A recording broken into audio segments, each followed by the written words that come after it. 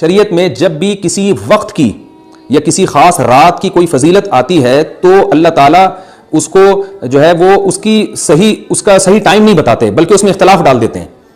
اس کی مثال ایسے جیسے جمعے کے دن حدیث میں آتا ہے کہ ایک وقت جمعے میں ایسا آتا ہے جس میں دعا لازمی قبول ہوتی ہے۔ اب ظاہر ہے وہ بڑا فضیلت کا وقت ہے، تو وہ وقت ہمیں متعین طور پہ بتایا نہیں گیا ہے، اس لیے علماء کا اس میں اختلاف ہوا۔ بعض نے کہا عصر کے بعد، بعض نے کہا کہ 2 خطبوں کے درمیان۔ لیلۃ القدر کو دیکھ لیں، لیلۃ القدر کی فضیلت میں قرآن بھی ہے، بہت ساری احادیث ہیں، لیکن لیلۃ القدر کی رات ہے کون سی یہ اللہ نے اس میں ابہام ڈال دیا۔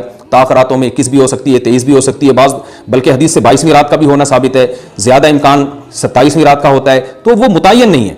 علماء نے بیان کیا اگر لیلۃ القدر کو متعین طور پہ بیان کر دیا جاتا ہے نا کہ یہی لیلۃ القدر ہے، تو بہت ساری اس میں جو ہے نا حکمتیں فوت ہو جاتی، جن میں ایک یہ بھی کہ اس رات میں جہاں عبادت کا ثواب بہت ہے، گناہ کا عذاب بھی بہت ہے۔ پھر اگر اس رات میں کوئی گناہ کرتا تو وہ اللہ کے عذاب سے نہ بچ پاتا، کیونکہ وہ اللہ متعین کر دیا کہ یہ لیلۃ القدر ہے، تو کیسے تم اس میں گناہ کر رہے ہو۔ اب معاملہ اللہ نے مبہم رکھ دیا کہ بھئی یہ بھی ہو سکتی ہے تو اگلے دن بھی ہو سکتی ہے۔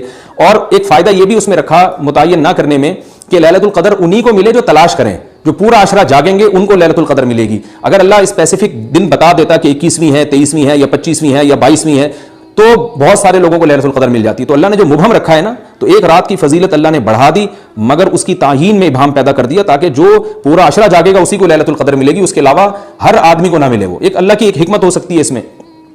تو یہ 2 حکمتیں ہیں کہ اس میں گناہ اگر کوئی کرے تو اس پر عذاب نہ آ جائے، کیونکہ اگر متعین کر دیا جائے گا تو پھر گناہ کیسے تم کر رہے ہو اس رات میں، تو اللہ نے اس میں بھی ابہام پیدا کر دیا۔ جو گناہ کرنے والا ہے اگرچہ وہ بڑا گناہ گار ہے اس رات میں، چاہے وہ رمضان کا آخری عشرے میں کسی رات میں بھی گناہ کرتا ہے، لیکن کم از کم اتنا عذر تو ہے کہ اس کو کیا پتا تھا کہ یہ آج لیلۃ القدر ہوگی۔